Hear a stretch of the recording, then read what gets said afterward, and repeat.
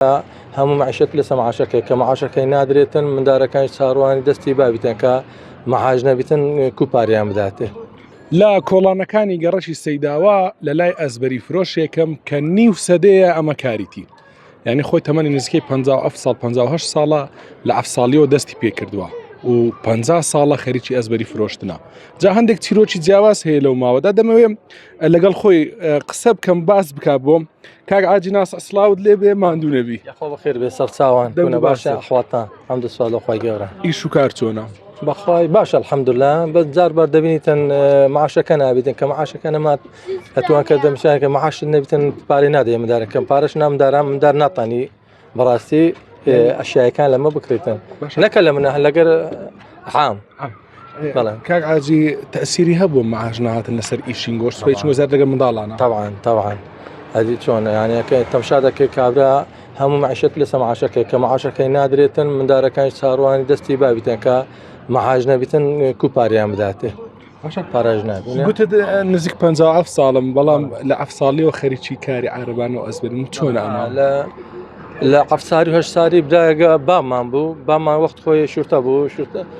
وەختی خۆی شورتە بوو خانەکەمان قوڕ بوو سەبانی سواق دەدا کە سەبانی سواقدا بەر بووە لاق و سینجی شکا کەشکا پێی نەکرا یعنی بستە دەوامی خۆی لەوێنە تەقاعود کە تەقاعود بوو حاربانەی کڕی کە حاربانەی کڕی ئەمە پێشەش برابووین وەزعەکەمان باش نەبوو ئیدی یەکە بە یەکەمە لەگە بامان دەچوینە ئیشێ کە مندارەکان کە گەورە دەبوون ئەودا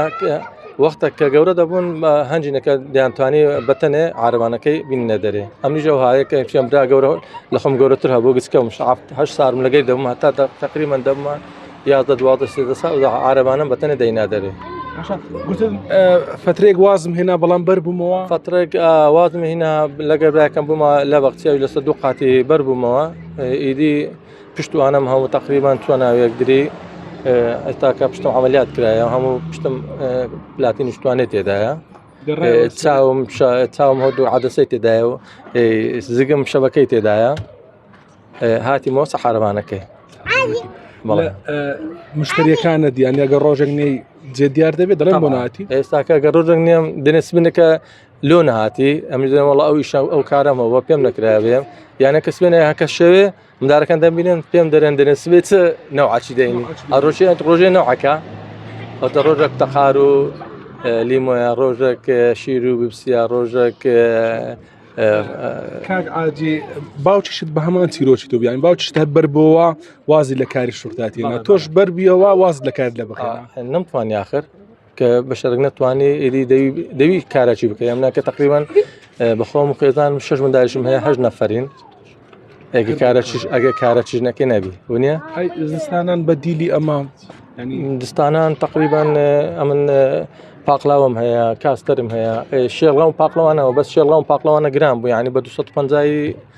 لە بۆمی دەرنەدا بە کەلک نەدەهات بەس دەبینی پاقلاوم هەیە معلەبیم هەیە کاستەرم هەیە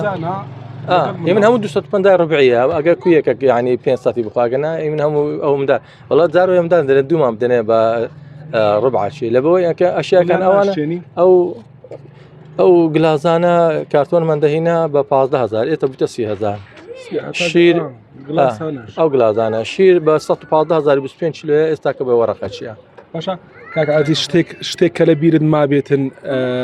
منداڵێک هات بێتە لات ینی داوای ڕبعێکی پێ بێ داوای دوو سێدانێک کردو بۆ خۆی و براکەی وانە هیچ لە بیر ماوە تەمان ڕۆژانە ئەوە دێ ڕۆژانە دێتن تقریبان دوم دەرسێم دەردەبی وڵایدی جار وەیە هەندێک جار دیان دەمێ بەس هەندێک جار بەقەسیوە دەکەن نیان دەمێ لە بۆی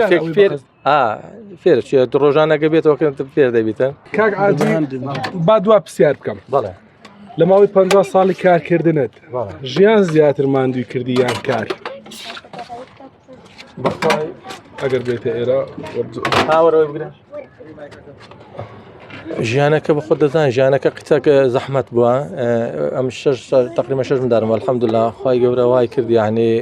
مندارەکە کە بدایەتەکەی ژنم هینە یعنی لێرکوانە دەچمە مارە غەزورم لە 92 ژنمینە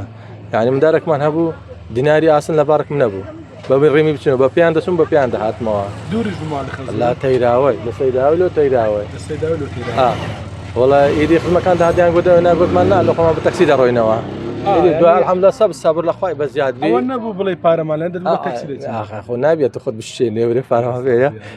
خوا سەلامەتتانکە ئیدی دەمان کاکە لە خۆمان بە تەکسی دەڕۆینەوە وڵا ئیدی سەبر هەتا ناو کۆران نەبوو هەتا دایتنە سە شێتی لەوەی دوای سەبر داهاتنەوە مارێ دوای لەخوای بە زیادبی الحەمدولە منداڕەکانمان ئێستاکە دوو کوڕم ژینیان هینایە دوو کچم بە مێردایە و دووشم لەخوای بە زیادبی